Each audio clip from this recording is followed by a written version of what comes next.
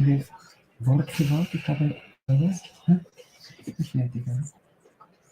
Wir schauen, also falls es nicht verständlich ist, aber normalerweise spricht er ganz klar und laut. Just for the translation.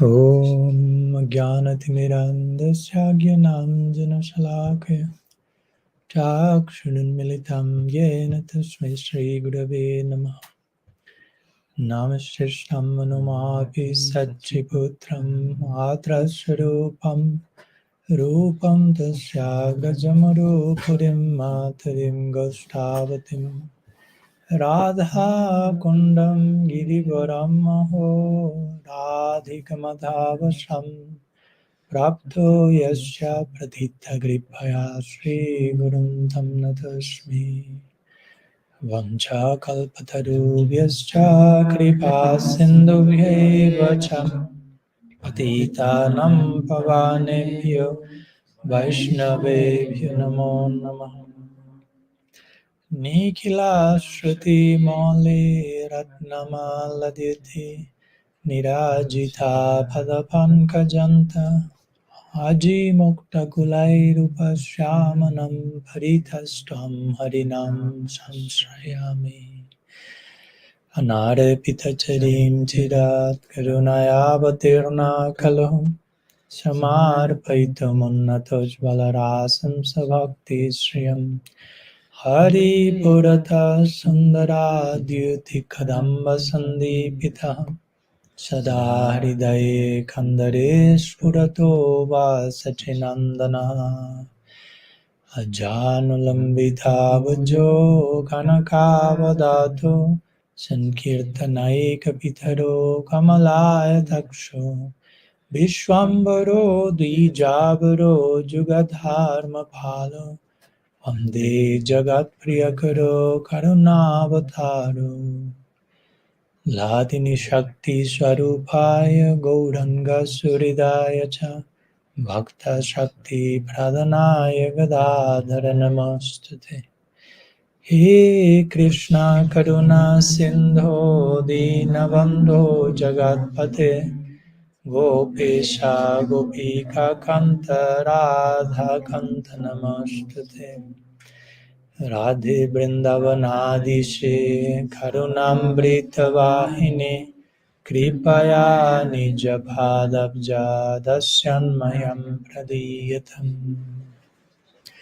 Bhaktya Vihina Aparadhalakshay Kirtashtakamaditarangamaade Kripa Maitvam Sharanam Prapanam Brinde Namaste Charanarvindam Brinde Namaste Charanarvindam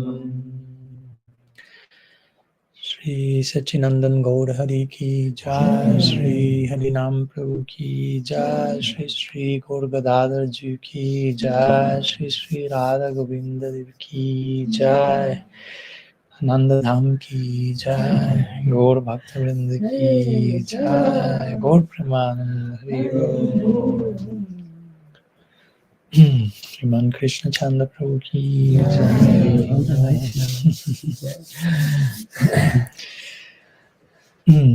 So someone will be translating? Yeah, simultaneous. Okay. You tell me if I'm going too fast. Yes. I'm going too fast. No. Okay. That was fast. Yeah, I just want to translate the Sanskrit verses or the names. Yeah. Okay. I'll try to be simple in that sense also. So pranam to all of you again. Thank you.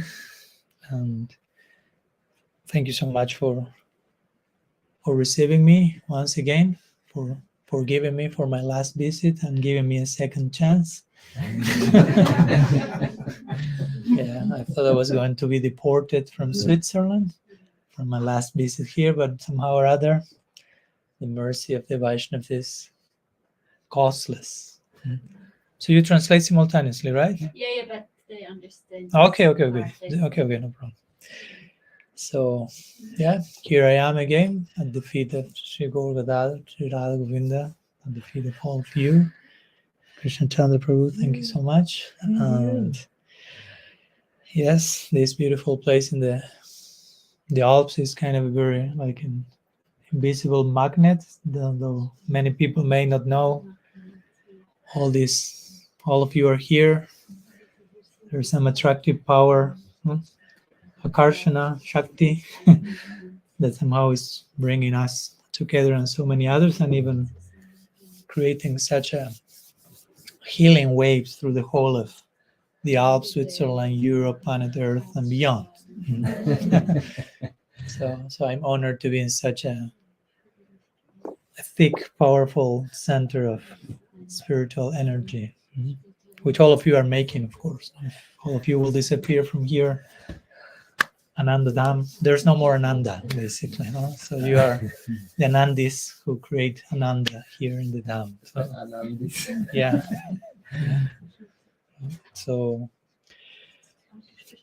So with last year, as you may, for those of you who are here, we had a series of lectures mostly connected to one main theme, which was the Brahma Vimohan Lila, or the Brahma Stuti, more specifically, the prayers of Brahma after his Vimohan or bewilderment.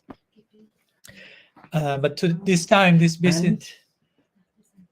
Ashtakali Lila. Also? Yeah, from wow. the perspective of Sakya Bhav.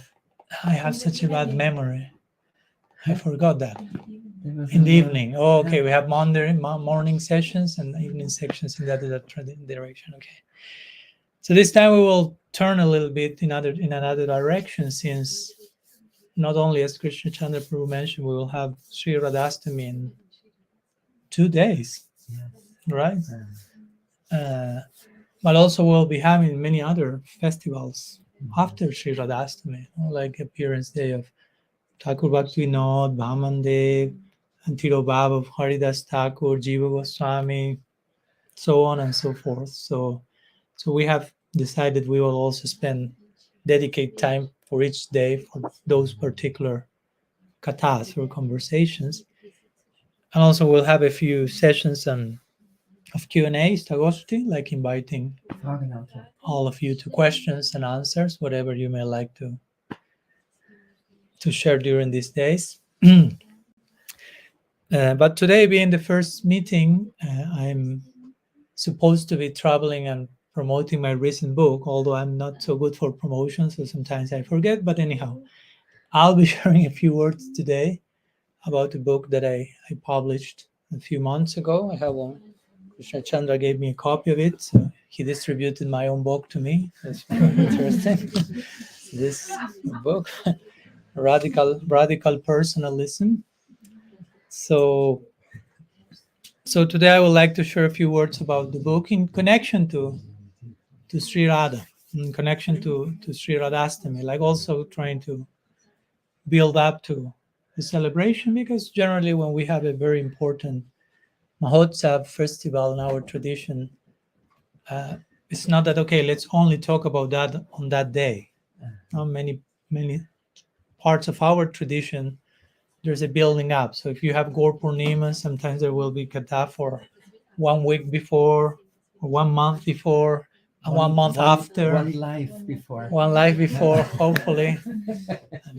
If not this lifetime, at least. Because again, the nature of these topics is Ananta Katara Sasya Uddhav says. Ananta, so talks about Bhagavan are unlimited Ananta.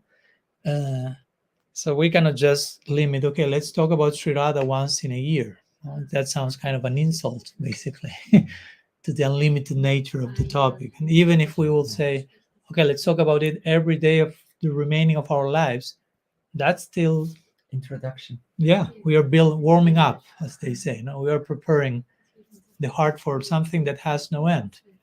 As I like to say, the main reason for having a Nitya Navadvip, or for having an eternal realm where Mahaprabhu, as Krishna's Mahaprabhu, is tasting Radha Bhav, the mood, the heart of Radha, the main reason will be that the nature of Radha's heart is bottomless ocean.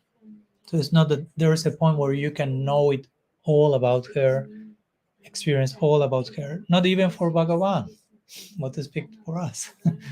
So Bhagavan as Krishna, as Mahaprabhu, he's making this point. In Nitya Navadip, he's relishing, exploring what does it mean to experience the heart of Radha forever. And the more he experiences, the more he realizes this has no end. As we were talking a little bit yesterday, that's the divine dissatisfaction that comes from divine love. The more you go deep, the more there is to honor. Yeah. Can I just, maybe not everyone caught this point. You please interrupt me all the times you need. Etwas ganz Schönes. Hat gerade gesprochen, warum es ein ewiges Navadvip gibt oder geben muss. Weil Krishna sieht, wie wunderbar es ist, wie Radhika liebt, was für eine Freude sie, aber er möchte das kosten und Yoga Maya macht Navadvip down. Aber weil das Herz von Radharani, er sagt, unbegrenzt tief ist, hört das nie auf. Deswegen ist Navadvip ein ewiger Ort. Because there's some persons, they cannot accept Nitya Navadvip. Yeah. I've written. This argumentation is so wonderful. Okay. Because the heart of Radhika is limitless. But for those who need more argumentation to be convinced about that, you let me know. I wrote a series of 3 articles about that. Yeah. We had an interaction with one of the Gaudiya Vaishnavas who do not accept that. But we had a friendly conversation, and each other ended up in their own conviction, but loving each other, appreciating each other. But there are many points. This is not today's topic. If you want, we can talk some other day. But there are many ways we can understand by logic, by common sense, by Shastra, that there is a Nitya Navadvip. So today's topic will be a little bit in connection to radical personalism in relation to the figure of Sri Radha. And that's why sometimes I like to call this book radical, like you read like this with C, or you already imagine what comes now. No? Radhikal, or Radhika's personalism, Srimati Radhikal personalism, or radical personalism. So, but before reaching that point, why this book is called like that? Well, our tradition, Gaudiya Vaishnavism, is a personalist tradition. We are personalists. Sometimes you have heard the word impersonalist, and of course you have the idea of personalism and impersonalism. So for me, radical personalism is another way of saying Gaudiya Vaishnavism. We worship God. We want to establish a personal connection with Him. And radical, because sometimes for some people the word radical seems something like negative or like extreme, like you are about to burn everything or something like that. No? They are radical, no? Like ultra anarchists or something to that effect. But the word radical means something to its very root. It comes from the Latin radix. Radix means root. So something that goes to the root of whatever, it's radical. So you can have radical also compassion, radical love, radical acceptance, radical openness. I hope it doesn't sound like something bad for you, all those expressions, no? Radical empathy, radical mercy. Radical mercy. I mean, that's what Mahaprabhu is about. So the word radical means something to its very essence, as much as it can. So for me, radical personalism is kind of an exploration of what does it mean to be a personalist? What does it mean to be a person? We are persons. Oh, that's a very interesting idea. Sometimes we take it for granted. We take our individuality for granted. Yeah, I'm a person. I'm an individual. But how much of a person we are, how much of an individual we are, how much we are persons that do not explore their personhood too much. Because you can be an individual, but you are not exercising your individuality too much. So in that sense, we can be pretty impersonal, even in the name of personalism. And I've seen that a lot.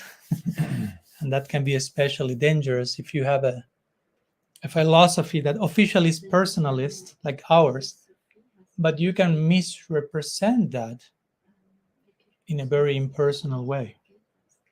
We can treat each other in a very impersonal way sometimes, in terms of communication, in terms of empathy, in terms of hearing each other, in terms of putting ourselves on the side of the other person.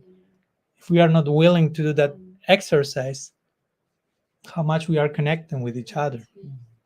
And again, our deity is Mahaprabhu, the deity of our Sampradaya. And he is the ultimate empathic person, because again, he's Krishna empathizing with Radha's heart, entering in that he's willing to step into her shoes, so to say. So if our deity is so empathic, the followers of the deity should show something similar also. No? So, so there are again many reasons why the inspiration to write this book came. It was not in my plan to write this book, actually. So that's also for me even more telling, so to say. You know, when a book comes without you planning to do so, okay, that's not my book then. That's humbling. I'm trying just to be an instrument. I always like to say that generally people write a book and they think, okay, I am writing the book for other people. But my experience here is someone else somehow is writing the book for me. I have to put my name there, because it's if not, if I put no, actually I didn't write the book, it may be a little difficult to understand. From beyond. Yeah. But yeah, Krishna's mercy is very powerful, and even if one is totally conditioned and presenting so many obstacles, God's mercy is more powerful. As I like to say, God's mercy is more powerful than all our anarthas put together. That's important to remember, because many times we forget and we give more power to our own anarthas than to Gadadhar's mercy. No? And we even pray to I have so many anarthas and I have all these, so you are not capable of doing miracles in me because I have so many anarthas. And at the end of the day, our anarthas remain in the center, not God's mercy. So anyhow, for me, writing this book was very humbling, because it's, again, instead of me writing the book, I was being written myself, so to say. So, so in this book, as I mentioned, I try to explore the idea of what does it mean to be a person, and how much of a person we can become, because we are someone, but we have a potential to become something else, someone else, so much more. I always recall Albert Einstein. He will say, whenever we analyze anything, we have to take into consideration what that thing is, or that person is, and its potential.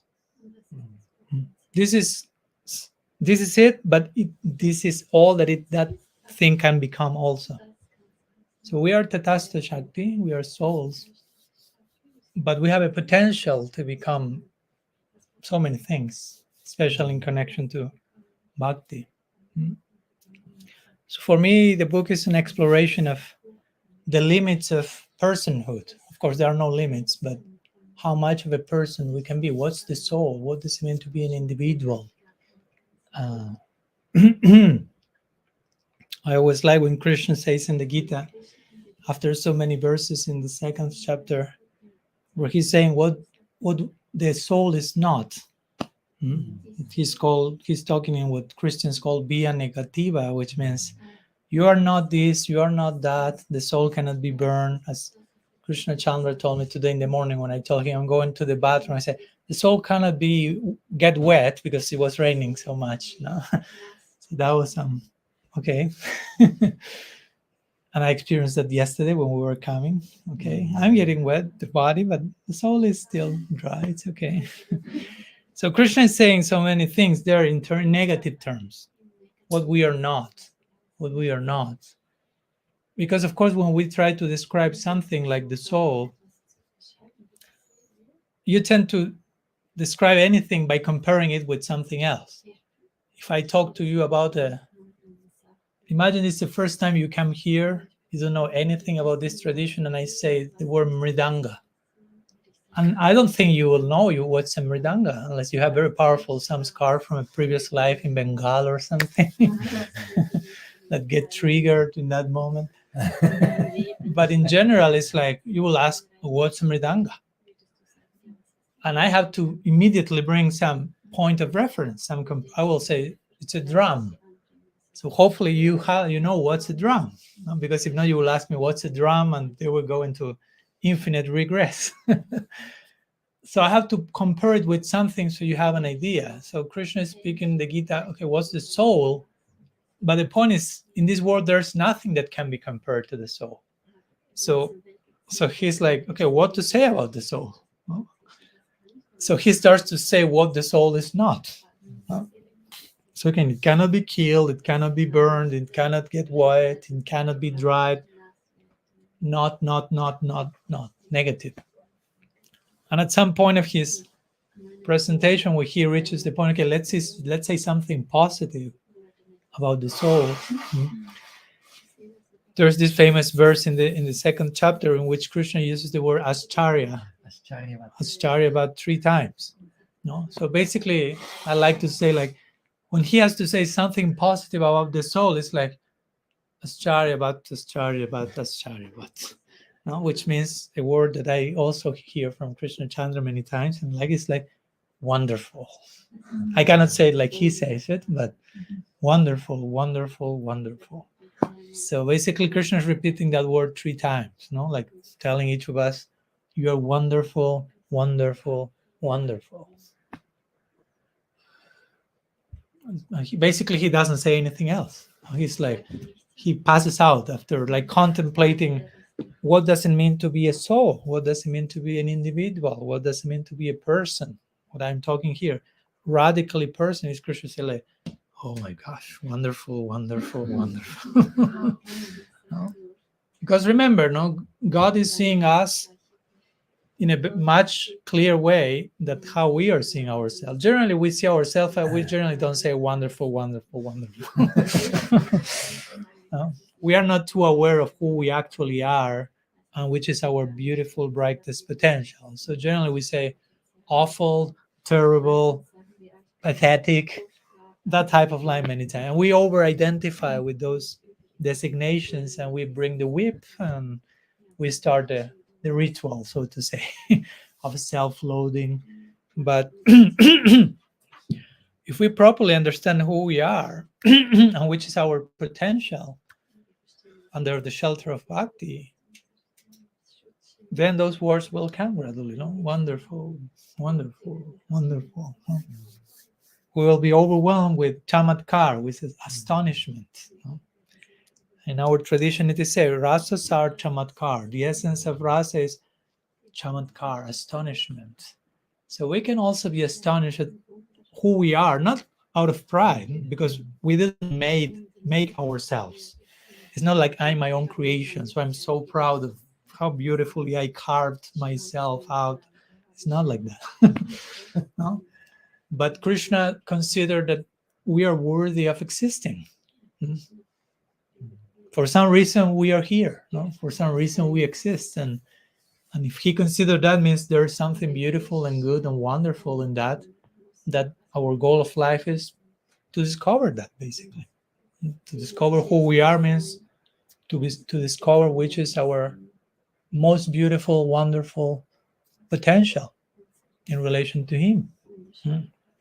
That's Atato Brahma Jignasa, ultimately. The implications of Atato Brahma Jignasa is who is Brahma, who is the absolute, but who am I in connection to him?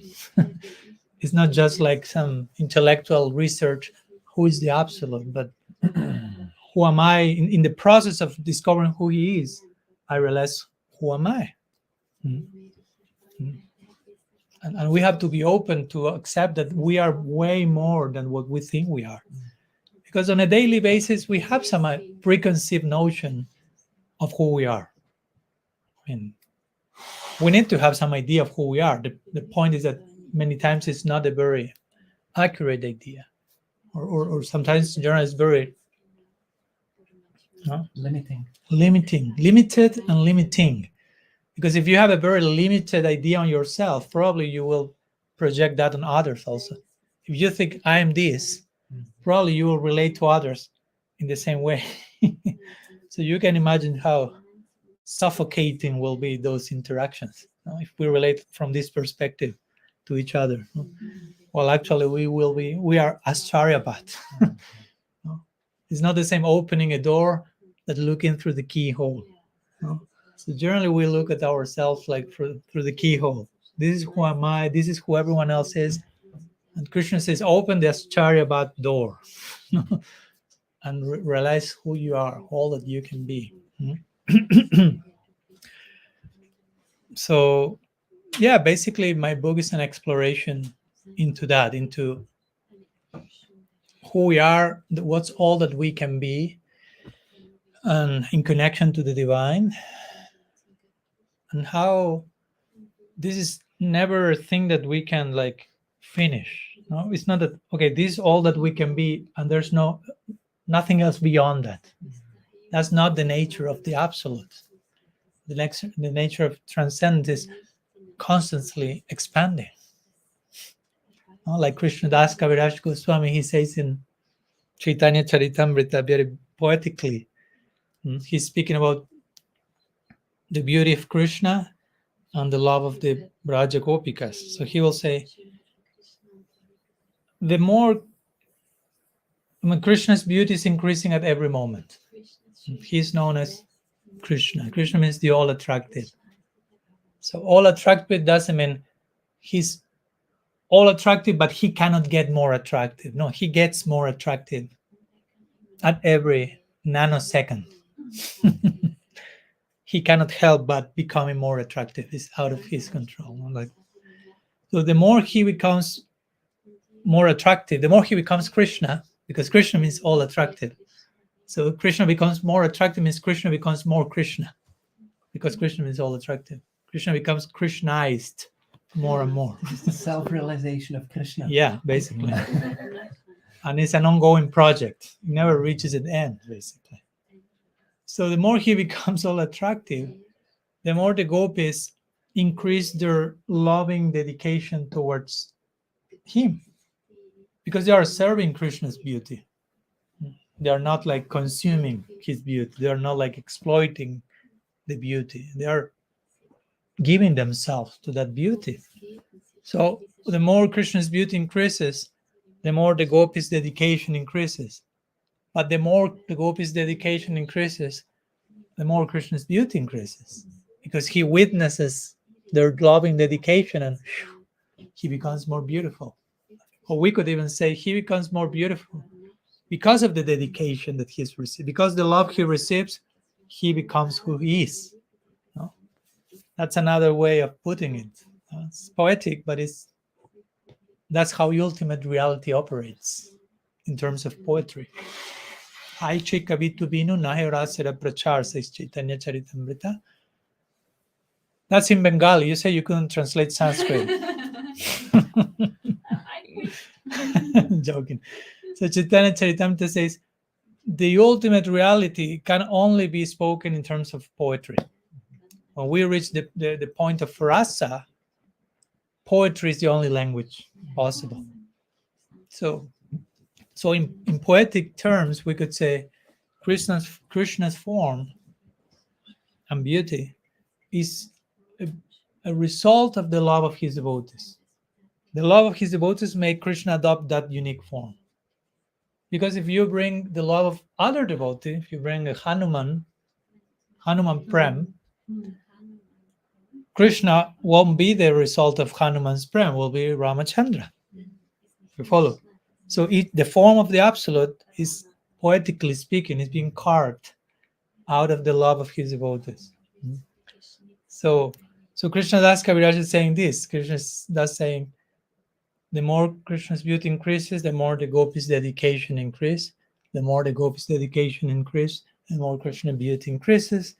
and their gopis' dedication, and the two of them engage in a competition in which none of the two accept defeat. And that has no end. So Krishna is always becoming more beautiful. The gopis and everyone else's love is increasing without end, and that has no end. And we are invited to enter into that world. So we have to be very careful not to think, okay, I reached Golok Vrindavan and that's it. No, I had Prem, I reached Prem, there's no further development. It's not like that. It's constantly ever new. Harikatha is ever new. Nabam Ruchiram says about and always new. And of course, for entering a place where everything is always new, we have to be willing to constantly change and be transformed and adapt. And all that begins here. Ananda-dhama, September 21st, 2023, Switzerland, planet Earth. It begins right now, right here. So if we are not willing to change and adapt, we won't reach that place in which everything is changing and adapted at every moment. It will be too much for us. We will be tortured to be sent to that place. It will feel like hell. Of course, we will never reach that. It's not that I will be there and why you send me here? No, you will get there. So I think it's important to make this correlation. We have this goal. We have a certain goal in our tradition, certain sadhya. And that goal has a certain nature, certain dynamics. Things happen in a certain way there. But the point is, where I am now, how much I am gradually getting close to how things are operating in the spiritual world. Because if in the spiritual world, everything is new and transforming, and here as a sadhaka, as a practitioner, I'm in total denial of changing and transformation, do you think that will take you closer to Golok Vrindavan? So the actual way to reach the spiritual world is to gradually get closer and closer to it here. It's not that I leave my body and I'm in totally different situation, but suddenly I'm transferring to Golok Vrindavan. It doesn't work like that. So for me, the book Radical Personalism has to do with that, like sharing some reflections, some meditations on different topics about how we can, as a sadhaka nowadays, conduct ourselves in practice in a way that our goal, the nature of our goal, becomes more part of our daily life. Not so much like, here I am practicing, and there's the goal completely different or something, no? But trying to understand the goal, in one sense, is here and now. If I am properly aligned with reality, it's not in some future time, in some distant land. It's a state of consciousness. Srila Siddhar Maharaj will say, Vrindavan is a state of consciousness. So we can access that state of consciousness gradually from where we are. I mean, if we don't start to get closer there from where we are, we will not get there at all. It all begins here. And of course, when we say it all begins here, someone may say, but Maharaj, here, I mean, it's my situation at present is not very Goloka-like. No? It's embarrassing, it's a mess, it's limited. Again, it's not Ascharya-bhat. I've not seen the Ascharya-bhat, the wonderful stuff here. But the point is, it doesn't matter. You have to begin from wherever you are and deal with whatever you need to deal as part of our humanity. That's the point that also I try to make in my book. The role of humanity in spirituality, and how we will talk one other day more in detail, but practicing bhakti doesn't mean stopping being human. On the contrary, no? Because our goal is Nara Lila, where the divine is fully human and fully divine. So if you want to enter again a land that is fully human, fully divine, well, you are invited to be fully human and fully divine yourself. And that begins here and now. What we are doing with our humanity and how can we integrate our humanity in the spiritual project. not seeing humanity and spirituality as opposites, not thinking that becoming transcendental means to reject everything. There's nothing to reject. Well, there's only one thing to reject, as once one devotee asked Srila Prabhupada. He approached Prabhupada and said, Prabhupada, a disciple, I'm willing to reject everything for your sake, for your service. Srila Prabhupada replied, the only thing that you need to reject is the idea that you need to reject anything, something. Oh. That's the only thing you need to reject. The idea that I have to reject. There's nothing to reject. Everything can be accepted in service of Bhagavan. That's Yukta Vairagya. Everything is a Shakti of Shaktiman, an energy of the energetic. So we only need to, like the GPS say, recalibrating. We need to recalibrate our vision so we can engage with everything from the proper place. So, so in connection, this is a little bit an introduction to the main content of Do the you have a book. question for that? Or Yes. after? No. Right now. You have a question? Yes. Yes, please. What do you see as a reason why most persons are not fascinating by the idea of being eternally a person and more stepping out? Most people have a preference to somehow not be eternally a person. Mm-hmm. So what do you see as a reason for that impetus? First thing that comes to mind will be, as I mentioned, if you're eternally a person, it's challenging. I mean, it's beautiful, but it's challenging. And most of us are not very much trained into challenge. Whenever it comes to challenge, we feel like, oof, no. Another one. Oh, and what to speak if I say challenge for eternity? It's like, no, thank you. No. I choose Brahma Sayuja. I go to Brahman. That's it. No. Holiday from challenges. It's okay. But again, the point is that we have a wrong understanding of all these words. When you hear challenge, it's like, oof, I don't like it. Why you don't like? The question is why we don't like challenges. And some, as we talk these days in France, because that's difficult. And as we talk today, okay, and what's the problem with the word difficult? I prefer things easy. And actually, Easy. But sometimes we don't know what we say actually, because sometimes we think, oh, I would like everything to be easy. But if everything will be easy always, we'll go crazy. It will be so boring at all. So we will enjoy it a few days, but after that, it's like, please, Krishna, we will pray like Kunti Devi, send me some difficulties, please, send me some problems. I need some excitement, some dynamics in my life. This is too much in order, everything is in place.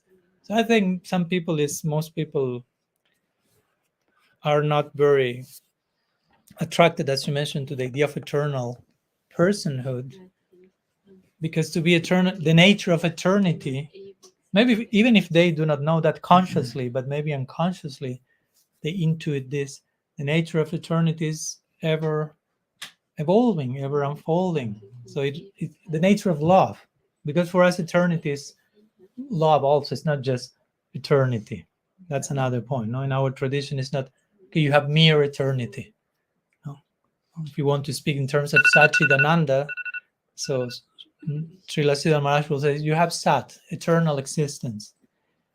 But what's the purpose of existing eternally if there's no Chit? If you are not conscious of your eternal existence? Would you like to exist eternally without being conscious? Doesn't sound so appealing. And then he says, but what's the purpose of eternal existing in a conscious way if there is no Ananda? If there is no love, let's say. So the ultimate implications of eternity is eternal love. But as we were talking yesterday briefly, love is demanding. I mean, though love is the most beautiful thing, but demands constant change and adaptation. No, Sri Rupa Goswami Pad says in his Ujjval Nilamani, Aheri Bhagati Premna Srabhava Kutilavavet. So he says love moves like a snake, which means in a crooked way, like zigzag. Love doesn't move like this. Like you can predict. Oh, love is coming my way. I'm here, so I will walk on cross. Oh, there we are. It's not predictable. So that's uncomfortable for us. No? Imagine if let's go to a journey which will be totally unpredictable. Most of us start to feel like I want some control of the situation. I don't feel comfortable with unpredictability. But that's the nature of love. Love is in control, not us. And of course, it's in control in a very sweet way. So we shouldn't be afraid. It's not like a monster that will be devouring us. It's the most beautiful thing. But the price for contacting the most beautiful thing is you have to give up all control. You have to accept, I will be fully controlled by that higher force. And that's okay. I mean, I think we even have some experience of that on some level in this world. When there's proper love and affection and trust, there's no problem being controlled. No? Like mother is controlled by the child, and the child is controlled by the mother's affection, and the two of them are controlled by each other, and it's okay.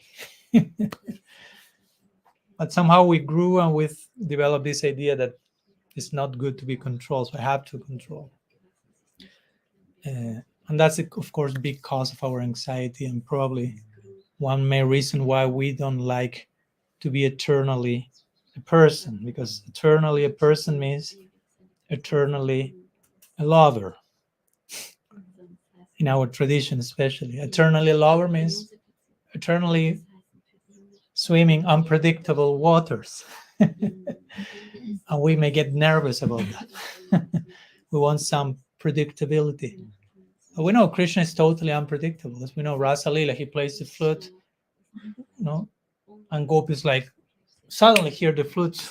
They don't have a second thought.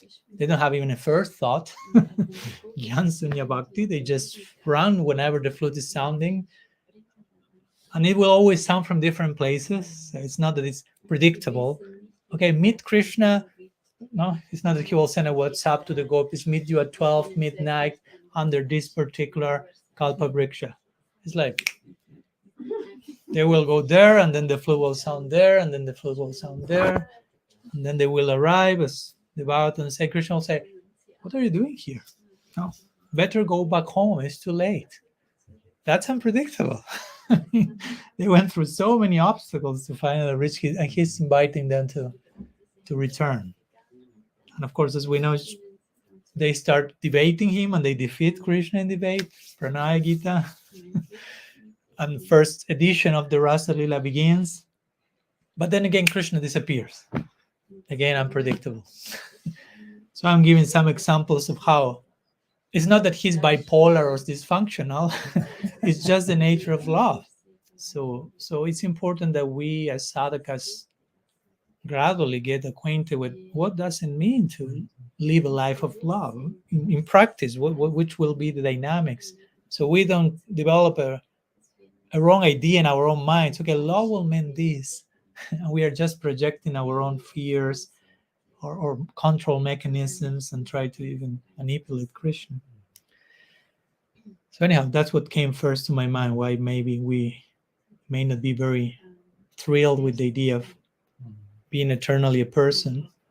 And of course, other thing will be that many people is so frustrated with their own experience as a person now, as a conditioned being, that they think they project that to eternity and say, no, I don't want that. Thank you.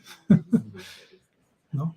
If being a person is so painful, they will conclude, then to be happy means to stop being a person. They made this type of logic. and they point to that. You are raising your hand. Yes. I have a question. I try to ask in English. Yes, Maybe I have to switch them later on. no problem. Let's see. You said being a person. You said our problem is that we want to have everything under control, isn't it? So that's kind of what blocks this love. But for me, a sign of a person is that she can have something under control. For me, being a person means a personality. A characteristic of a personality is she has something under control. But now you say we have to accept that we are a person, but we also have to accept that we have nothing under control, because if we wouldn't, then we wouldn't be able to love. And you see my dilemma? Yeah. Sagst du es gleich noch schnell auf Deutsch? Ja, wenn es heißt, dass man eine Persönlichkeit ist. Also wir leiden darunter, dass wir alles unter Kontrolle haben möchten. Und wir leiden darunter, dass wir nicht eine ewige Persönlichkeit sein möchten eigentlich. Aber für mich ist etwas unter Kontrolle haben und eine Persönlichkeit sein, das ist das Kennzeichen von einer Person, dass sie etwas unter Kontrolle hat. Also jetzt müsste ich eine ewige Persönlichkeit sein, die nichts unter Kontrolle hat, aber Person und Kontrolle gehören für mich zusammen. Wie könnte man das jetzt lösen? Did I ask the question in English kind of like this? Yeah. Was it understandable? Okay. So you mentioned for you to be a person means to have something under control. And you say that I mentioned that our problem is that we want to have everything under control. So everything and something is not the same. So that's basically my answer. You see the difference? Yes. I agree with you. Of course, if we wake up and nothing is under control, it's chaos. It's like we cannot move. It's like too much. No? I also speak in my book in one section on chaos and order. And we have to learn to balance the two of them. We need chaos also. Chaos is not necessarily something bad. And I will explain. Order means everything is in place. Everything is predictable. No? I wake up and I know where I am. I know where to go. Where's the bathroom? I know I have a roof where to sleep. I know there will be breakfast today. There are some certainties that allow ourselves to be balanced. But if we want everything to be certain, if we want everything to be predictable, that becomes suffocating. If we are not willing to go beyond our comfort zone, if we are not willing to explore in the unknown, so to say, there are many things we don't know. And many times we generally tend to stay with the things we know, with the things that are like familiar to us. And on some level, that's okay. But too much of that is not okay. You follow? So this is what I mean by chaos and order. Now, chaos is what lies outside of my comfort zone. What's out of my control, what I don't know. Order means everything predictable. Not everything, but some things. So we need to balance the two. Another way of talking that is control out of control, so to say. No, some things are under my control. I know this will happen like this, like that. But there are some things that are beyond my control, and I need to expose myself to that also, no? On some level. And my point was that when we enter into a loving relationship with Krishna, there are many things that we cannot control. It's not that I can just like tell Krishna what to do and expect everything to. In that sense, I mean, there is so much out of our control. But it's not that we have no will, technically speaking, if we enter that space, Krishna will be under our control. Krishna says that in the Bhagavatam, Ham Bhakta Paradino Yashratantra Ivadreja. No? Those first two lines in this case. Thank you. So he's saying, I am under the control of my devotees. It's not that we serve Krishna so we control him. That's not our motivation. Okay, I will practice bhakti so I control God. But that's how love operates. Whomever loves, actually, he's controlled by love, and we are controlled by love. Love is controlling everything. Mm-hmm. So I agree with your point. Being a person requires having some agency, some will. You take decisions. We need as sadhakas to control certain things, to control our mind to begin with, which of course has to do also with Krishna's grace. It's not just like a full independent control we have. Like Krishna says in the Gita, the factors of any action are many. It's not just me. No, it's certain environment, and it's the field of action, and it's Krishna himself, different influences. So we are interrelated beings. It's not just I do, I control. But you want to say something, Krishna? Question. Oh, a question. Okay. So yeah, but going back to my first part, it was between something and everything. No? Something and everything. But Paramatma controls everything, I thought.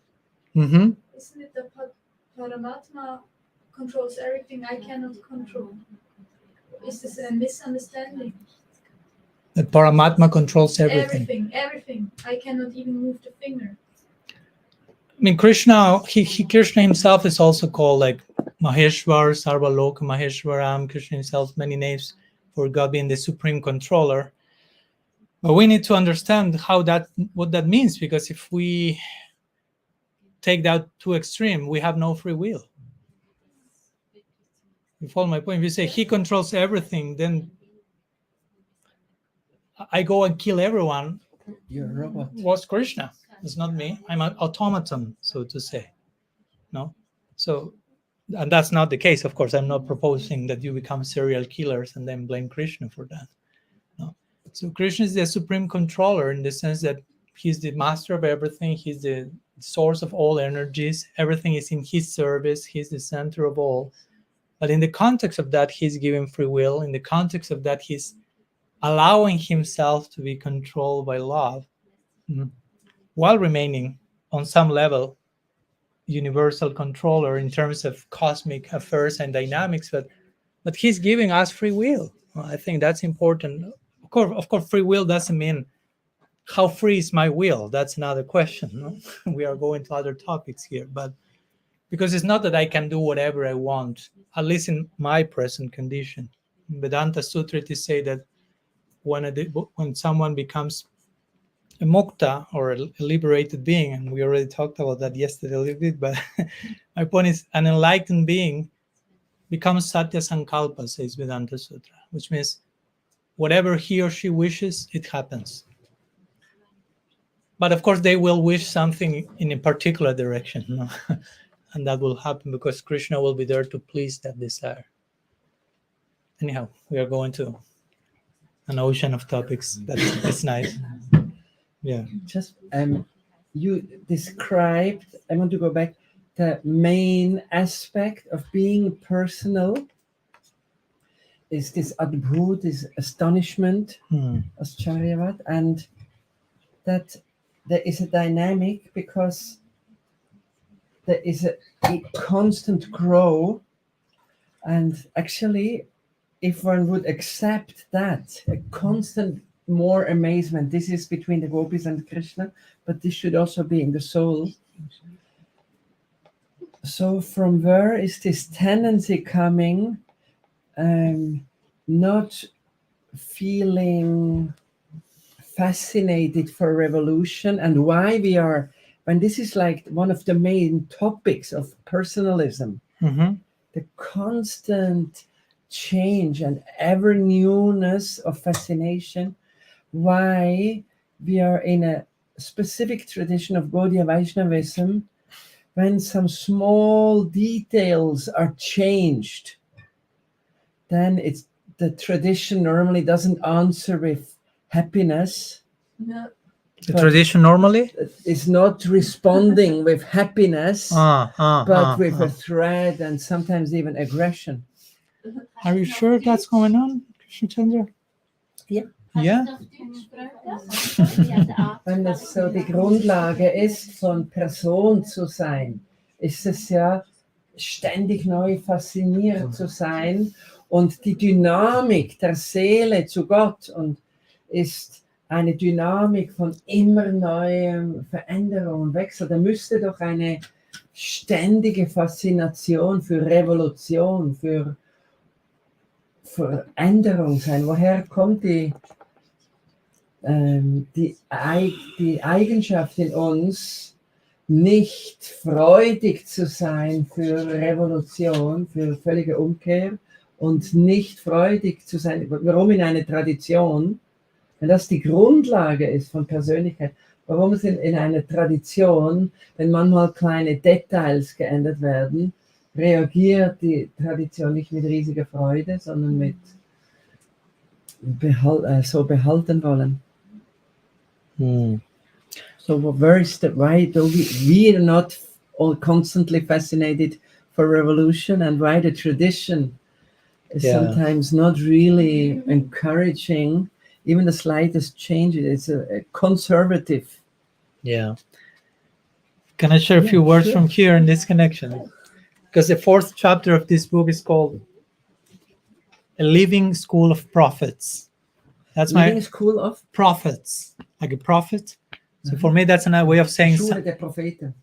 For me, that's another way of saying sampradaya. It has to be a living school. And prophet doesn't just you are Shakti Abhis Avatar, but the word prophet means you are speaking in the name of God. You are representing that dynamic. That means to be a member of the sampradaya. So I was trying to find something in particular. You need glasses? No. Thank you. He's your younger brother. In a few years, I will be still your younger brother, but older myself. Yeah. So I say a brief introduction. I'll say some words. So, transcendence is unlimited. Yeah, I'll read slowly. Yeah. Transcendence is unlimited, which means we are called to ever new horizons of understanding.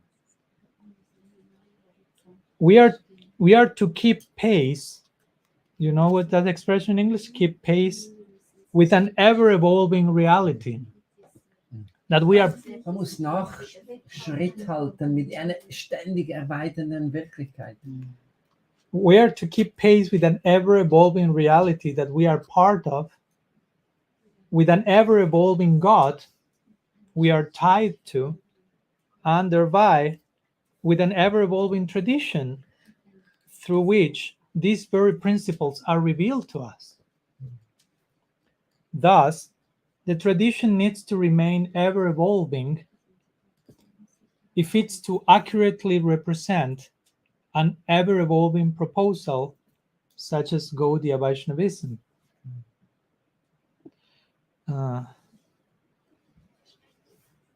In this way, the business of the prophet is to keep up with the pace of transcendence, a pace that is persistent. You want to translate something? Die Aufgabe des Propheten ist es, immer wieder Neuerung zu schaffen, immer wieder die erweiternde ewige Wirklichkeit hier lebendig zu halten.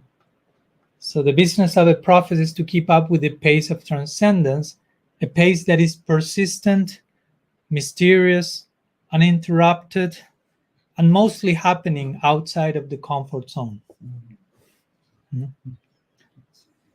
So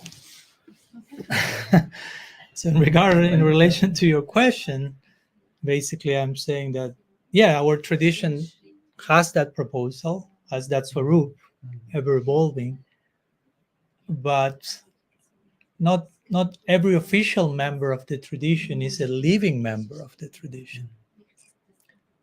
No?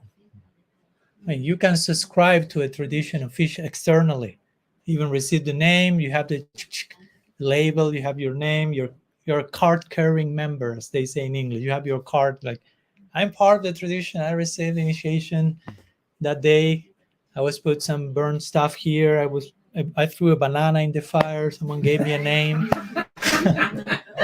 So I'm member. Formally you're a member, but substantially that's a different thing. You know? So, and there are levels of all that. So I will say that, as you agree, and that's one of the main inspirations, so to say, that also took me to write this book.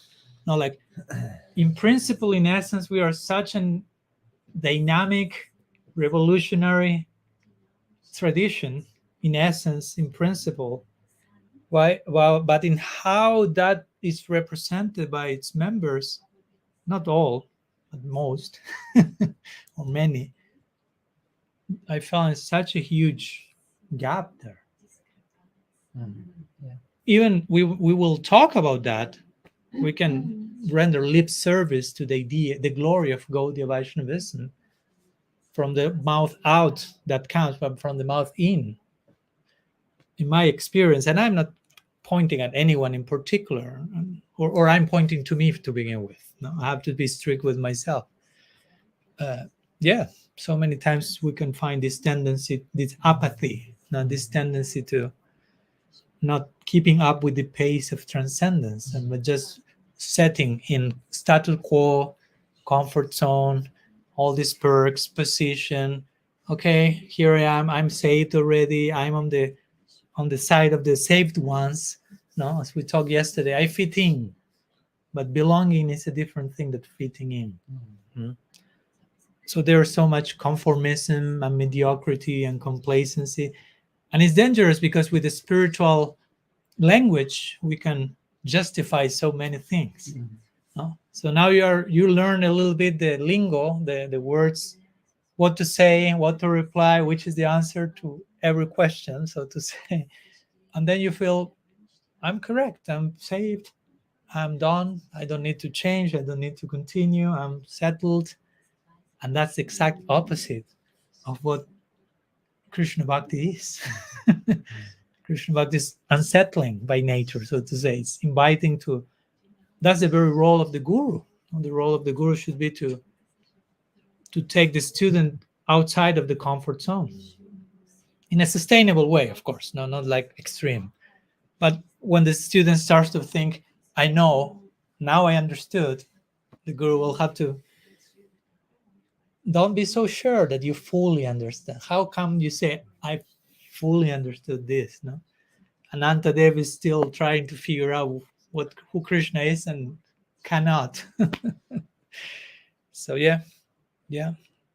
And that's in all traditions, of course. This is not only in our tradition. This is a principle that you will find that if you will be mystics, if you will be like Saragrahi, in Bhaktivinoda Thakur's words. Sense seekers.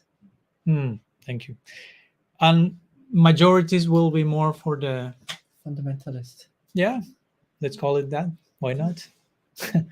No, more narrow-minded, fanatical, or not condemning them, just how things are in majority and minority. So you have the mystical participants, the more formal ones, the one more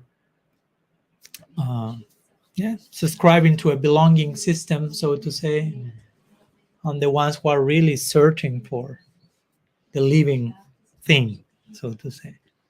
And generally, sometimes there will be a little clash between the two groups, because Bhaktivinoda Thakur, in his own words, he will say, generally the Kanishta Bhakta and the Madhyam Bhakta will be clashing.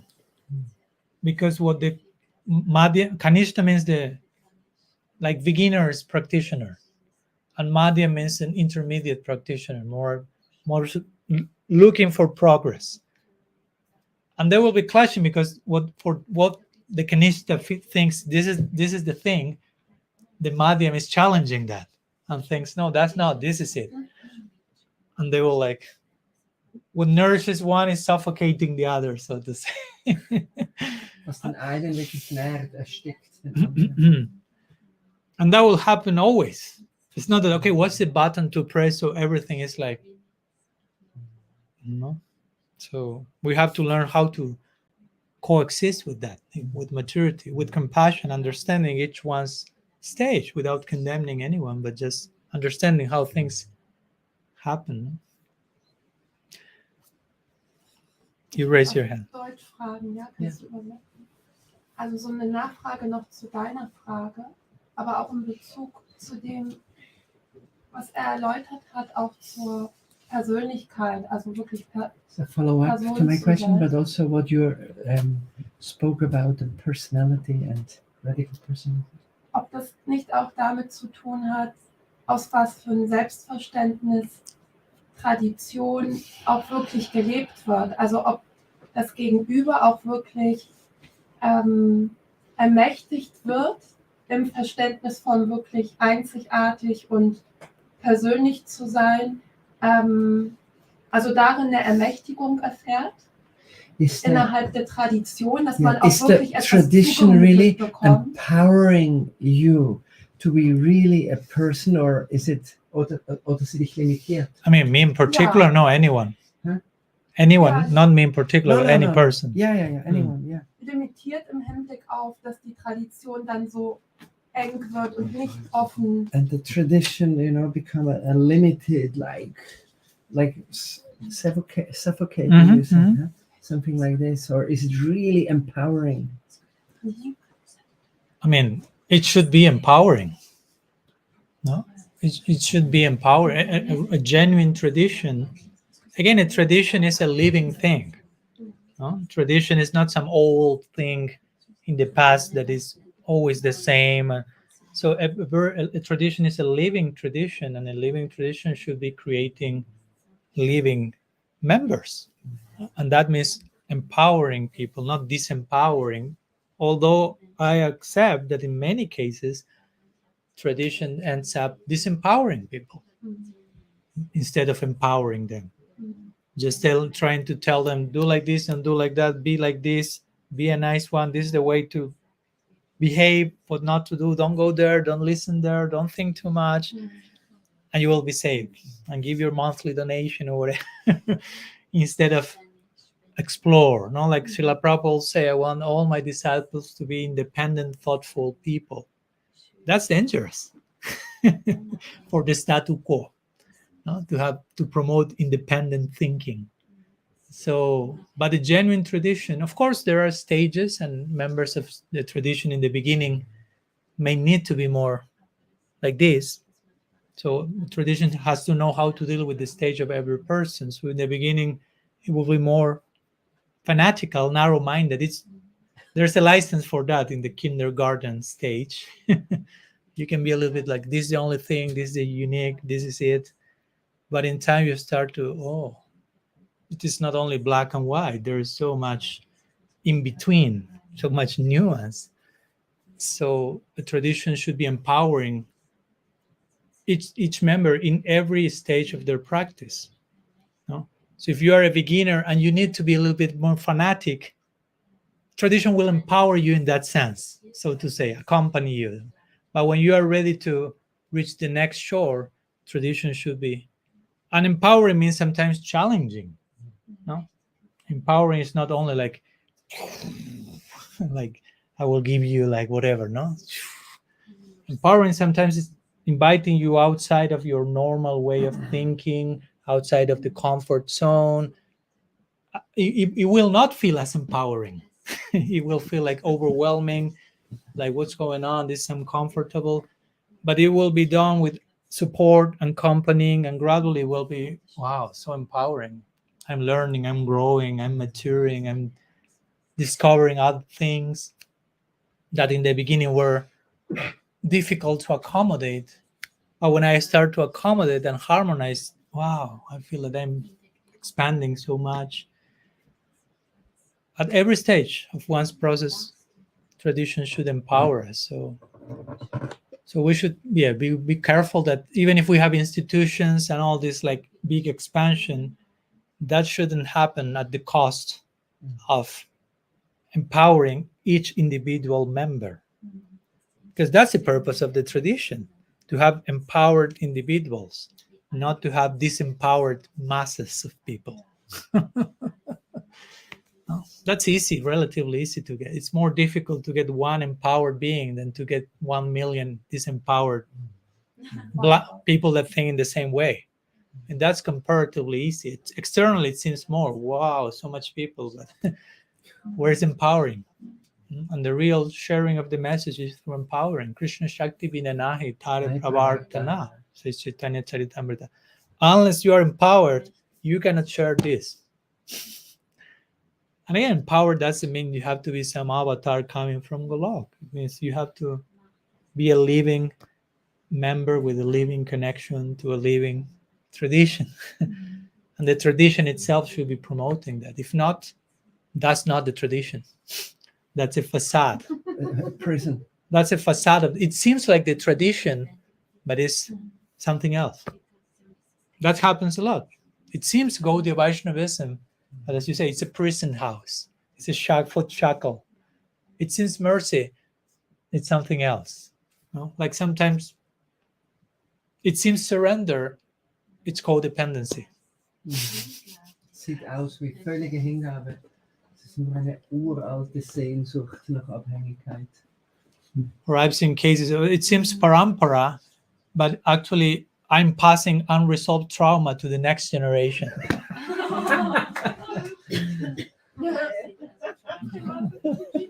You need translation, but maybe you don't want that translation. That may be too much. Sieht aus wie Parampara, Vermittlung, heilige Inhalte, aber es ist nur ungelöste Trauma, das im Geist, die einfach in die nächste Generation gereicht werden. Again, I'm not saying this is happening everywhere, but it's happening. We need to name and frame, to point at those things, because if not, we normalize that. That becomes a standard. No? So if we don't know the difference, then we will take one thing for another. And we will convince, I'm following very nicely and strictly Gaudiya Vaishnavism, and maybe you are in prison, as you mentioned. So it's important that we have a clear vision of what is what. And that's empowering. Again, proper vision, it's empowering, not to see through the proper eyes. So I don't know if that answers your question, helps. Okay. So just to conclude, because today I was supposed to talk about Srimati Radhikal personalism, and I mean, all this is connected to that. Please don't think that this has nothing to do. It's very connected, because again, for me, radical personalism ultimately has to do with exploring who we are as persons, and all this has its root in God Himself. Again, now we call sometimes Krishna how? The Supreme Personality of Godhead. No? That's radically personal. Supreme Personality of God. It's not God. It's the Supreme Personality of God. No? So that's very personal. No? There are personal traditions, other Vaishnava traditions, but I like to call my tradition, our tradition, radically personal, because we don't only speak about the Godhead, but the Supreme Personality. Not Godhead, not even the personality of Godhead, but the Supreme Personality of Godhead. That's very specific, no? Very personal, very unique. And of course, we could say that, and that's referred to Krishna, but we know that Krishna cannot be Krishna without she who makes him who he is, so to say. Now, if you take Radha out of the equation, you no longer have Krishna. If you take the Shakti out of Shaktiman, he becomes Brahman, undifferentiated, absolute. So she makes him who he is, as we mentioned. You know this famous Leela where Krishna disappears from the Rasa Mandal, the Rasa dance, and all the gopis start to run after him, look for him, search for him. And Krishna wants to play a joke on them. So he manifests as Chaturbhuj, four-armed Narayan. with conch shell, like mace, you say, all this paraphernalia. So the gopis, Sri Radha was not in that first group. So the first group meets Krishna, Narayan. They meet God, basically. For the gopis in Braj, Narayan is God. Krishna is not God. Krishna is something else. He's God beyond God. So they meet God, Narayan, and the gopis are looking for Krishna. So the only question they have to present to Narayan is, okay, you are God, so it means you are omniscient. So it means you know everything. So if you know everything, where's Krishna? That's the only thing we need to know. Can you tell us where Krishna? And Krishna is there, disguised as Narayan, like astonished at like the bhakti of these gopis is like such that that's the only question they have to ask only about me, even if God appears. So he doesn't reply because he's kind of in Chamatkar also like, wow, this bhakti is. So the gopis is like, God is not replying, so let's continue looking Krishna ourselves. And they continue running and they leave God behind. But then comes Sri Radha and she stands in front of Narayan, quote unquote, but her love is such, and her love makes Krishna who he is, that Krishna cannot keep the four arms in front of her because his form is the result of her love. So the two arms shrink and the two remaining arms go, as you see here, he enters Tribhanga, curved in three. And the point is that her presence, her love, makes him adopt that unique form. So if he's the supreme personality of Godhead, of course, she's the supreme personality of the goddess, we could say. He's Swayam Bhagavan, she's Swayam Bhagavati. And of course, her love is such, so unique, so specific, and makes Krishna who he is, that Krishna at one point in eternity, becomes curious to explore that. So what's the nature of her love that makes me who I am? And she's so attracted to my beauty, but my beauty comes as a result of her love. So what's her love? What's her experience? What's her happiness in connect? What she perceives in me? And as you know, all these questions start to torture Krishna in a transcendental way. Like, I need to experience that. And that's, of course, takes Krishna to appear or manifest as Sri Chaitanya Mahaprabhu, who is like, in one sense, the deity of radical personalism, who is Krishna in the mood of Sri Radhika. And in that sense, it becomes RADHIKAL personalism. So I want to share one section from the book that I want, a few paragraphs in connection to this, if you allow me. So that's why I made the play of words between radical personalism and Srimati Radhikal personalism, because starting from God himself, there's radical personalism, radical personality there.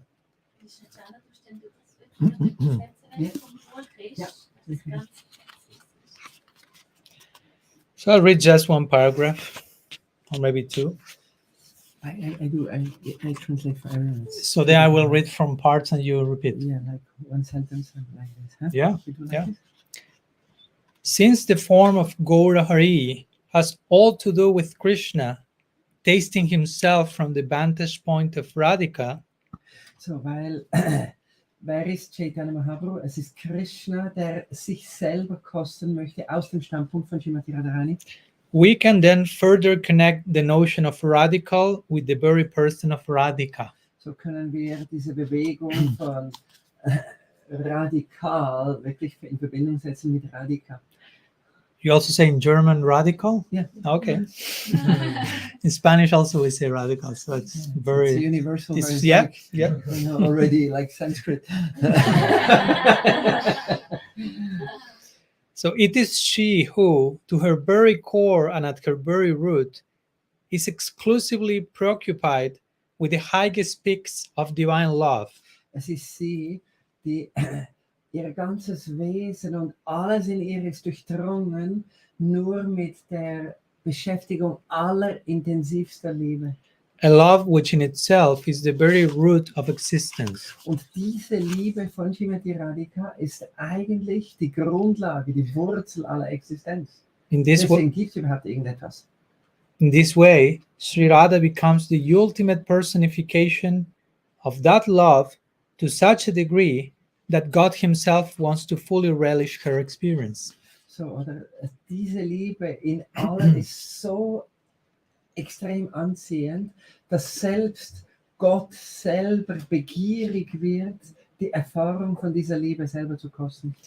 In this way, radical personalism can be another way of referring to and honoring the radical person of Sri Radhika. Oder deswegen kann radikales Personsein tatsächlich immer in Bezug gesetzt werden zur Person von Srimati Radharani. And to honoring the radical person of Sri Radhika, her radical love, and how the sweet absolute himself desires to honor that love in his most radical form of Sri Gaurahari. Und der Allerhöchste möchte diese Liebe von der radikalsten Liebe von Srimati Radhika kosten. Und deswegen ist diese Gestalt Gottes, Chaitanya Mahaprabhu, die radikalste Form Gottes. At this highly theological zenith, we thus find radical personalism exploding into Radhika's personalism, or in other words, Srimati Radical personalism. Das gibt also wie eine Explosion hinein in nicht nur radikales Personsein, sondern in Radhikas Personsein. Can I read one more paragraph? Sure. Yeah? Okay. Do you need to read what I'm reading? Oh, yeah. Okay. Here is a simple daily example so we can further glimpse this complex theme. So, ich möchte ein ganz einfaches tägliches Beispiel geben, um dieses komplexe Thema zu verstehen. We are hardwired for connection, and we each see the world through the stories we tell ourselves. Oder wir sind immer gemacht für Verbindung und wir sehen alles in der Welt immer gemäß den Geschichten, die wir selber produzieren. If we want to successfully connect with each other rather than project on each other, we will have to learn each other's story. Oder wenn wir nicht einfach begegnen, nicht einfach nur verstehen wollen als Kolonialismus, irgendwie die eigenen Sachen über die andere rüber zu projizieren, sondern wirklich in eine Begegnung gehen darf man, wie die Geschichte des anderen verstehen. This is the very purpose of true dialogue, to step into the other person's story, to see how they see the world. Oder langsam diese Empathie zu entwickeln, wie jemand anders, was seine Geschichte ist, wie er die Welt sieht und das langsam verstehen zu wollen. Das ist die Grundlage von wirklichem Dialog. And why is this true? Because this is true for God himself. Und warum ist das eine axiomatische Wahrheit? Weil das wahr ist selbst für Gott. His most complete connection to the point of losing himself was achieved when he stepped fully into the story of Sri Radhika. Wo er das am tiefsten ausdrückt, so weit sogar, dass er all seine Position bereit ist zu verlassen ist, wenn er gänzlich ins Verstehen von Srimati Radhika einsinken möchte, dann wird er Chaitanya Mahaprabhu. Again, this is Srimati Radical personalism in the context of radical personalism. Das ist eben Radharanis persönliches Sein, das ist radikales Personsein. Accordingly, when Gaudiya Vaishnavas look at the evolution of theism in the Indian subcontinent, Wenn man die Evolution von Theismus im indischen Subkontinent genau betrachtet, they clearly recognize a noticeable pattern which goes from nihilism to impersonalism. oder dann findet man tatsächlich eine Evolution vom Nihilismus, das means Buddhism, Nihilismus zu unpersönlichem Verständnis, Monismus, And then from varieties of personalism to the ultimate converging point of radical personalism. und dann langsam immer differenziertere Persönlichkeitsphilosophie bis hin zu Chaitanya Mahaprabhus Lehre von radikalstem Personsein. In other words, they identify the pronounced unfolding from Buddha's nihilistic zero Das ist eine Erweiterung von Buddhas nihilistischem Null to Sankara's impersonal and monistic One, zu Shankaras monistischem Eins and from Ramanuja's personal unqualified One und von Ramanujas einem Eins, das auch bereit ist, sich auszudehnen und auszuweiten. to Madhva's metaphysical Two. Madhvas, Charyas, metaphysischem Zwei Finally, according to Gaudias, und weiter, gemäß den Gaudias. this numeric progression explodes and finds its zenith in the 108 shades of radical personalism proposed and exposed by Sri Gaur Hari through his own exemplar inner experience. Und dann geht es wie in 108. Das ist die Explosion im Personsein, in den Formen von liebendem Austausch, das durch Chaitanya Mahaprabhu offeriert wird. Sri Sachinandan Gaur Hari Ki Jai. So a few words finally about the connection between Srimati Radhikal personalism and the title of my book. Yeah. So any other questions before we conclude today? Because I have another Spanish lecture in a few hours, so I may not be expanding this morning like usual. Yes. I have one question. It's just more of understanding an argument. What you mentioned before that, yeah, I have the free will to do whatever I want and say like, oh, it's anyhow, I'm not the doer. Paramatma is the doer. Why one cannot bring this as an argument? Like, yeah, it's written in the Shastra, and we can explain it in that way that Paramatma is doing everything. I'm not the doer. And so why one cannot legitimate one's action with that argument that I can be a serial killer or I can do whatever I want, and I say like, oh, it was not me, it was Paramatma. Why one cannot use this as an argument? Well, first because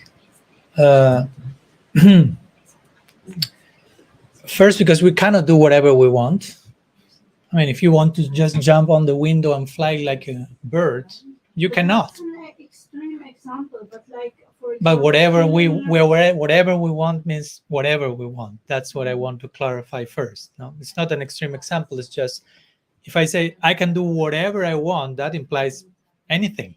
So I'm clarifying we cannot do anything we want. I mean, we have limitations. If you want to, again, fly in the sky or survive under the ocean or so many things. Actually, if we start to think there are so many things we cannot do. So in that sense, I'm making the point, we cannot just do anything. That said, the point of the serial killer, actually in the scripture is not say that Paramatma is the only doer. Actually, Jiva Goswami mentions, for example, in Paramatma Sandarbha, which is the treatise on Paramatma, officially speaking, he makes this long list of 21 qualities of the soul. I won't torture you with each of those now, but one of them is kartritva, which means the soul has agency. I don't know if it's clear in English for you. Agency, what does it mean? agency to act. Yeah. Du bist Täterschaft. Die Seele hat auch Täterschaft. Du bist Kraft zu handeln. And actually, Paramatma is mostly depicted as a passive witness in the heart of everyone. No? Like the famous example from the Upanishads of the two birds, and one tasting the fruit and the other one just watching, waiting for the other to look back to him, and here I am. So it's not that the scriptures say that Paramatma is the only doer, at least. Again, we could say, okay, God is an influence in every action, but when we may say God's presence is an influence, doesn't mean that it doesn't take away our free will completely, so we can ascribe full responsibility to him for whatever is happening, because again, if that's the implication, then we have no free will. And of course, if someone gets to that point, and there is people in other philosophical trends which will say that, which will say, of course, there is no soul, there is no, and of course that's morally complicated because you can do whatever you want. And I was the other day watching an interview with Richard Dawkins. He's like one of the main atheistic proposers, activists, I will say. He wrote this book called The God's Delusion. Yeah. So he basically says we are all just atoms put together, bumping with each other, taking different forms. So someone asked him, so according to your philosophy, this is the exact same thing if I go and rape your daughter and that I eat an ice cream? We say yes. So you can imagine what's the potential having those types of outlooks, no? Because there's nobody there for him. There's no individual, there's no moral responsibility, and that it's a dangerous philosophy. So yeah, that's it basically. No, on one side, it's not that we can do everything and anything, and on the other side, Scripture very clearly said. Since your question, if I understood correctly, is based on what Shastra says. Shastra clearly over and over again repeats that the soul is an agent of action. Because if that wouldn't be there, we cannot talk about the soul. We cannot talk about the person and individual. And Paramatma's role is more like a passive witness who accompanies us, supports us, but not impose himself upon us. Because, again, respects our free will. Because the goal is love, but love is voluntary. It's a voluntary choice. If we wouldn't have a choice in loving Krishna, how loving is that? You understand? If I told you, okay, the goal of life is love, to love. Imagine I'm Krishna. Just as an example, I'm not. I tell you, okay, the goal of life is to love me. Okay. So, is there any other option? No. So it's like, how loving that is. No, it's like if I'm telling you, like, okay, love me. No option, no second option. It's not love. So we need free will to voluntarily decide I'm loving that person. So that means agency. That means we are agents of action. And that's one of the intrinsic qualities of the Atma. Kartritva. Yeah. So yeah, do not become serial killers, please. You don't have a shastric support from that. Just in case you were thinking about that. That's not the legal job. Yeah. Okay, something else before concluding today?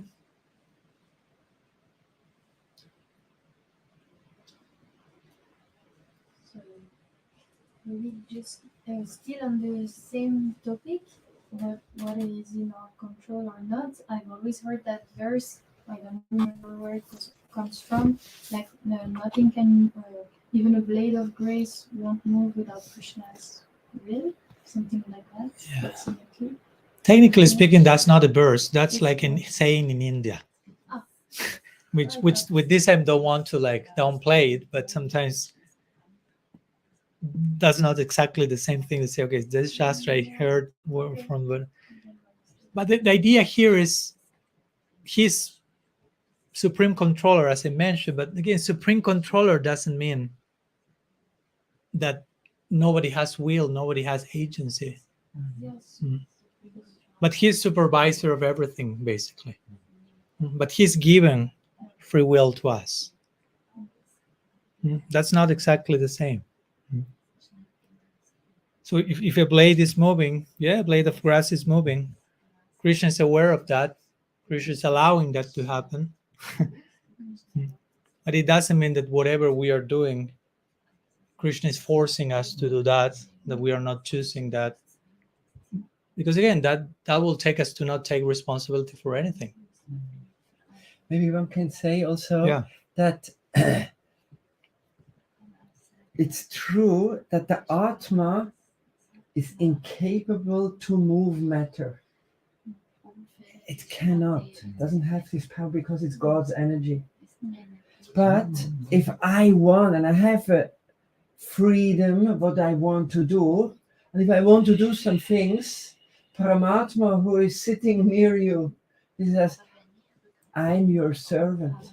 In one way. So I'm acting that which you direct as a soul. So then it's my will, but he's the mover. But this is the reason why Paramatma cannot be the ultimate aspect of God. Because he is like the servant of the jiva. You know, and in Chaitanya Charitamrita it's even mentioned the pain of Paramatma. It's painful for him. He knows what will be the reaction or what will come to you. But you know, he's still helping you with that. So that's why we approach Krishna. And we don't say, you know, I'm putting my desires on you and you have to fulfill it. And now I come. I want to serve according to you. And this becomes the greatest freedom for the soul. Yeah. You don't say like that. Yeah, we could say also that whatever is happening, you ultimately, ideally, tends toward, from the bigger picture, toward Krishna's pleasure. So in that sense, he's under the control of everything, in the sense that even if we do something in any other direction, the loss of this world will come to us in a way that it will take us to that. And in that sense, he's controlling everything, controlling by attraction. Again, he's the supreme attractor. So everything goes naturally to him, and whenever we don't want to go there, reality will, through karma, through mercy, whatever agency, like in complement to what you mentioned.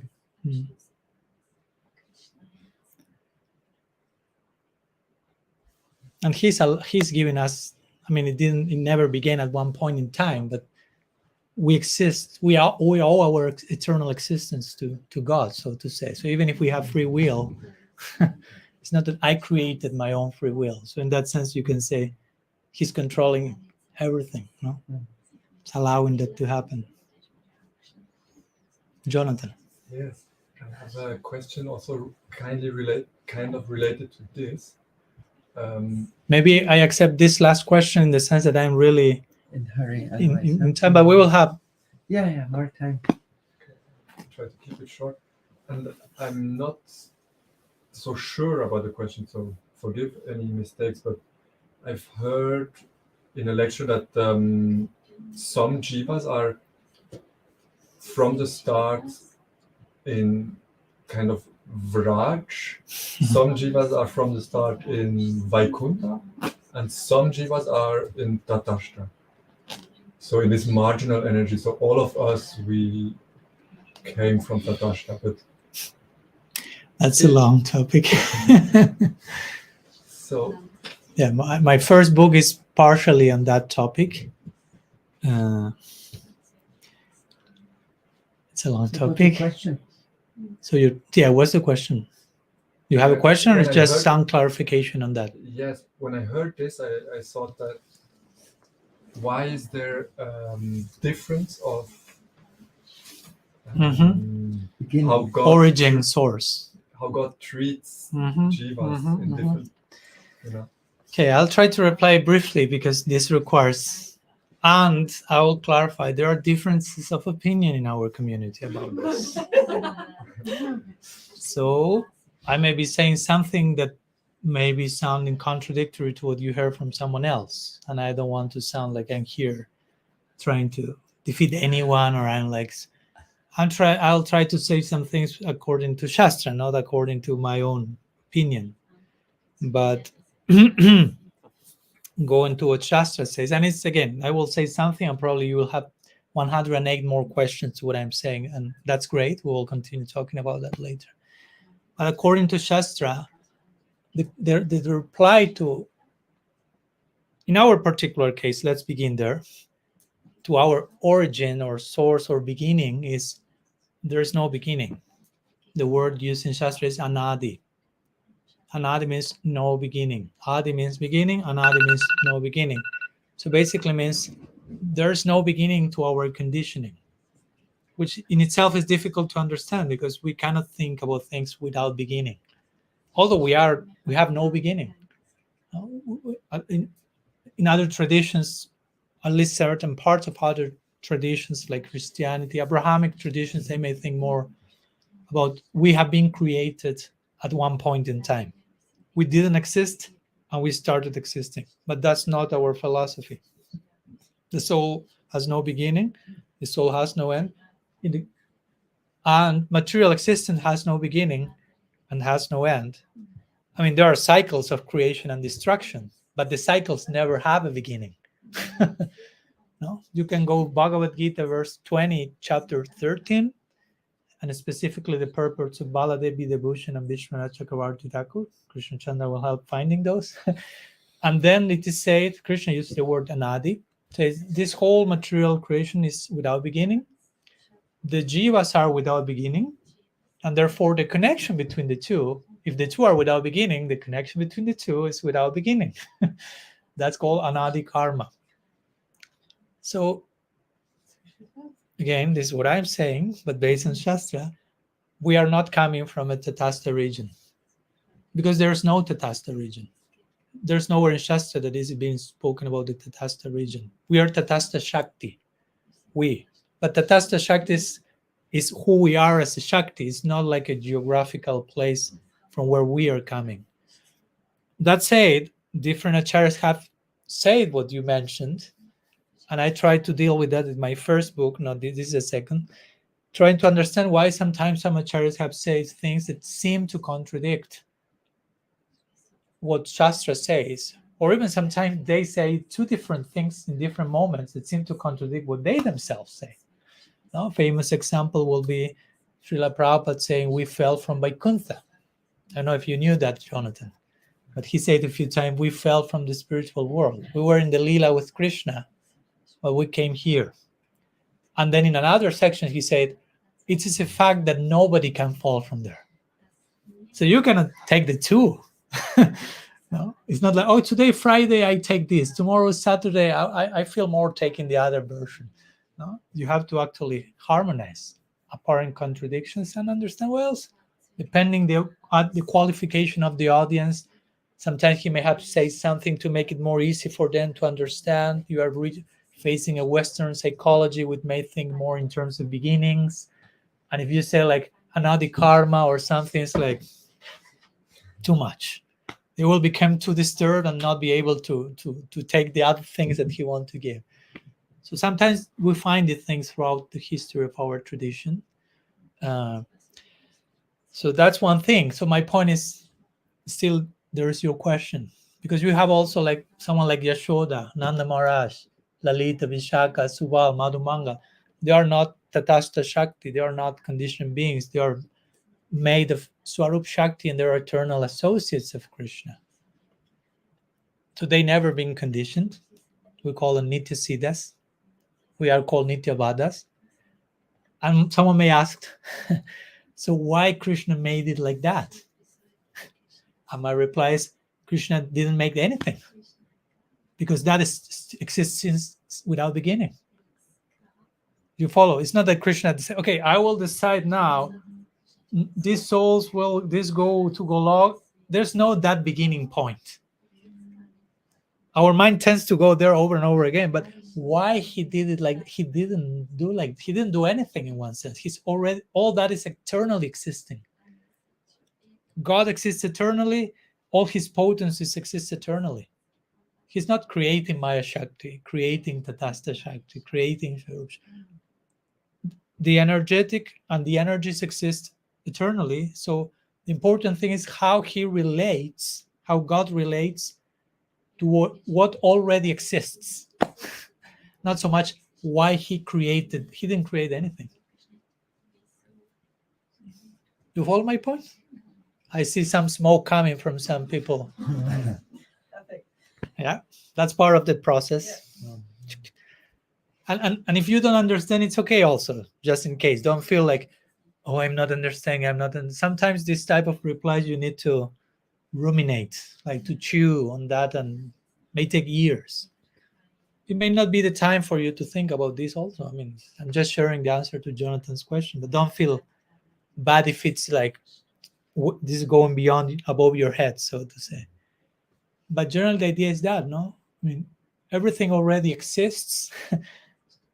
And that's unlimited also. That's my point. You say, okay, because some devotees sometimes think, okay, there is some number of jivas. What will happen when all of them get liberated? Will the world become empty? And the answer is there is an unlimited number of jivas. Unlimited. And again, we cannot deal generally with unlimited here. Without beginning, without end, unlimited. But that's what Shastra say, what mentions in regarding this topic, anadi.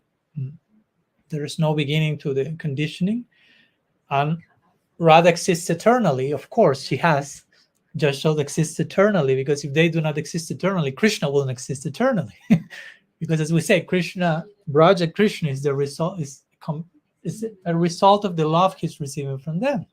So he needs the nitya parikars. Nitya means eternally there. So we are not to judge God for what he created, because he didn't create anything, but with how he relates with everyone. And we see he relates with everything perfectly. He relates through mercy with those who want to take shelter in him. He relates through the agency of karma with those who do not want to surrender to him directly, but karma gradually takes them to the conclusion, I need mercy. So he's perfectly relating to all of his Shaktis, basically. So my point is, he's not to blame. No, don't blame Krishna for anything.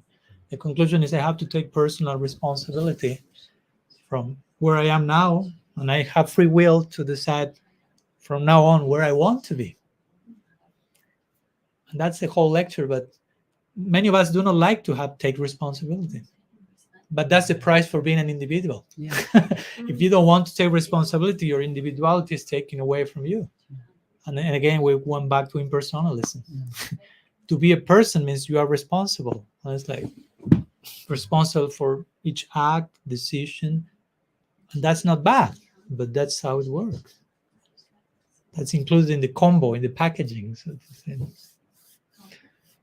I Thank have you. a yes/no question. A yes/no question? Yes. Okay. Is this a reason? I mean, we hear it many times that we cannot deal with this concept of without beginning and innumerable.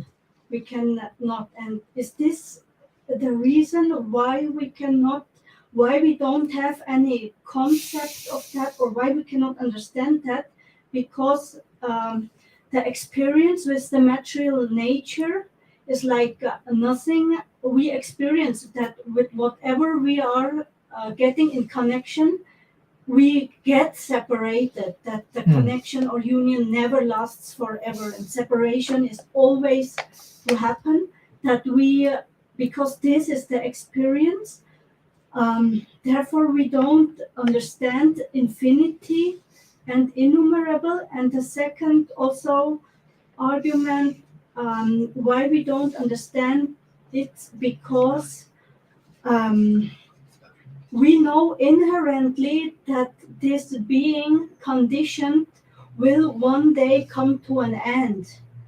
And because it's somehow, that we have been always conditioned from time immemorial, or that's the wrong word, but Time without beginning. the time without beginning, we have been conditioned, but we know inherently that one day this will come to an end, and then we are no more conditioned.